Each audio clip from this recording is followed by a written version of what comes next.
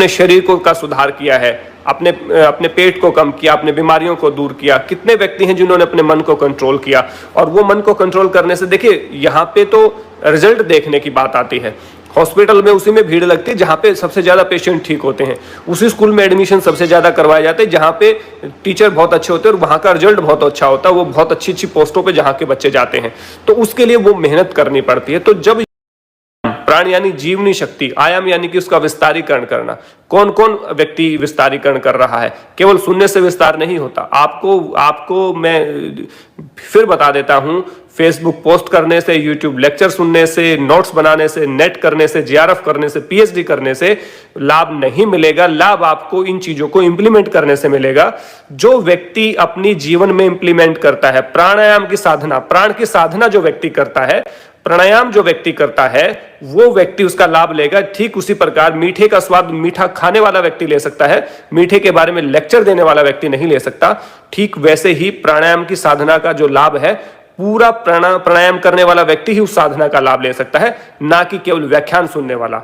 हठ प्रदीपिका में स्वामी स्वात्माराम जी स्पष्ट उल्लेख करते हैं कि योग की साधना की केवल कथा सुनना, केवल चर्चा सुनना, केवल पढ़ना, इससे काम नहीं चलेगा। योग की साधना को तो करना पड़ेगा।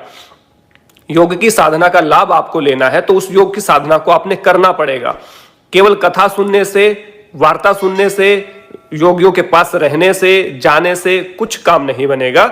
उसके लिए तो योग करना पड़ेगा, तो पुरुषार्थ करना पड़ेगा। मीठा मुंह करने के लिए मीठा खाना पड़ेगा। तो योग के हर साधक को अपने जीवन में योग को आत्मसात करना पड़ेगा। और जैसे ही आप योग को आत्मसात करेंगे और अपने अंदर परिवर्तन आप दिखाएंगे, आपके शरीर में परिवर्तन होंगे, आपके मन में परिवर्तन होंगे, आपकी कंसंट्रेशन पावर बढ़ेगी, आप अच्छा बोलेंगे, आप अच्छा रिएक्ट करेंगे, आपका बिहेवियर बहुत अच्छा हो जाएगा। तो समाज में लगेगा ये कौन व्यक्ति है, ये किस विद्या को मानता है, किस धर्म को मानता है, किस गुरु को मानता है, कहां जाता है, किस देवता की पूजा करता है।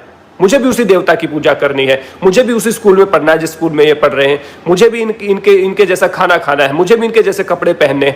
ऐसी ललायित जब जनता होगी हम योग वाले विद्यार्थियों को देखकर, उसके लिए आपको योग की विद्या का प्रभाव दिखाना पड़ेगा।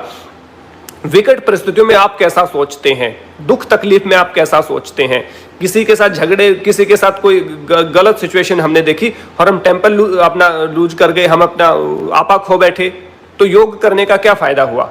यदि किसी के घर सड़क दुर्घटना होगी, किसी के घर कुछ और हो गया और उसके बाद हम वैसे ही डिप्रेशन में चले गए जैसे आम व्यक्ति जाते हैं, तो कौन कहेगा योग वाला।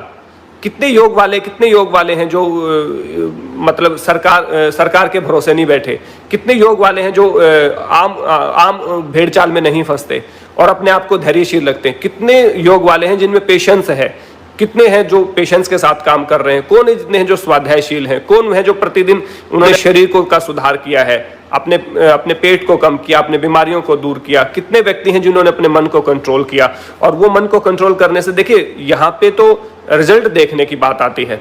हॉस्पिटल में उसी में भीड़ लगती है जहाँ पे सबसे ज्यादा पेशेंट ठीक होते हैं, उसी स्कूल में एडमिशन सबसे ज्यादा करवाए जाते हैं जहाँ पे टीचर बहुत अच्छे होते हैं और वहाँ का रिजल्ट बहुत अच्छा होता है, वो बहुत अच्छी अच्छी पोस्टों पे जहाँ के बच्चे जाते हैं।